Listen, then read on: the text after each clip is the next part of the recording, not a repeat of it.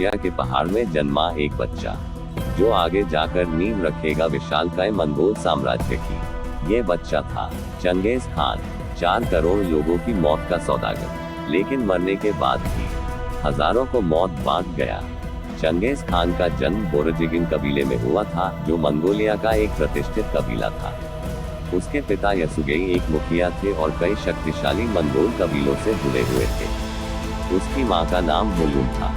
9 वर्ष की उम्र में उसके पिता की तातार कबीले द्वारा जहर देकर हत्या कर दी गई। पिता की मृत्यु के बाद उसके परिवार को उनके अपने कबीले ने छोड़ दिया और निर्वासित कर दिया।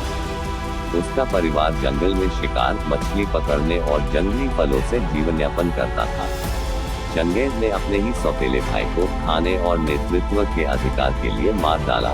ये उसका पहला कत्ल था। कम उम्र में ही सारे हुनर सीखकर उसने न केवल मंगोल साम्राज्य की नींव रखी, बल्कि उसका और विस्तार करता गया। लेकिन बचपन के संघर्ष और उसके साथ हुए छल ने उसे एक निर्दयी और क्रूर राजा बना दिया। जब कोई नगर या किला चंगेज खान के आदेश के विरुद्ध प्रतिकार करता, तो वहां की पूरी आबादी को मार दिया जाता और शहरों को पूरी तरह जला दिया जाता, ताकि दोबारा कोई प्रतिरोध न हो सके। लाइब्रेरी, मंदिर, मस्जिद और जल आपूर्ति भी नष्ट कर दी जाती। ये सांस्कृतिक विनाश यानी कल्चरल जेनोसाइड का हिस्सा था। जब एक शहर को नष्ट किया जाता, तो जानबूझकर कुछ लोगों को जिंदा छोड़ दिया जाता, ताकि वे जाकर बाकी दुनिया को इस क्रूरता की कहानियां सुनाएं। इससे बाकी शहर डर के कारण बिना लड़ाई के आत्मसमर्पण कर देते। कुछ शहरों में सिरों के पहाड़ बना दिए जाते थे, ताकि बाकी लोगों में खौफ फैल सके। इस साम्राज्य की जमीन में दफन थी करोड़ों लोगों की चीखें और लाशें। इस निर्मम हत्यारे ने मरने के बाद भी ऐसा जाल रचाया कि हजारों की बलि और चढ़ाई गई। चंगेज खान ने अपने आखिरी समय में अपने खास लोगों को बुलाकर ऐसा षड्यंत्र रचा कि उसकी मौत की गुत्थी कभी सुलझ न पाए। वो नहीं चाहता था उसके मरने के बाद उसका शव किसी को मिले।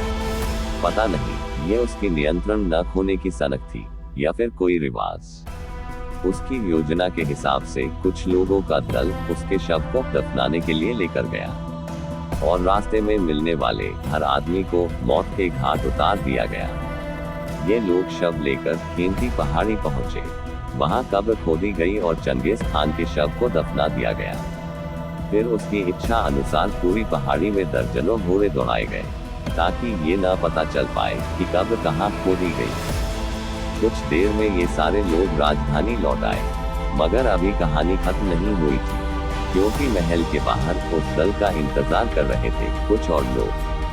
चंगेज खान को दफना कर लौटे उस दल के हर आदमी को भी मार दिया गया।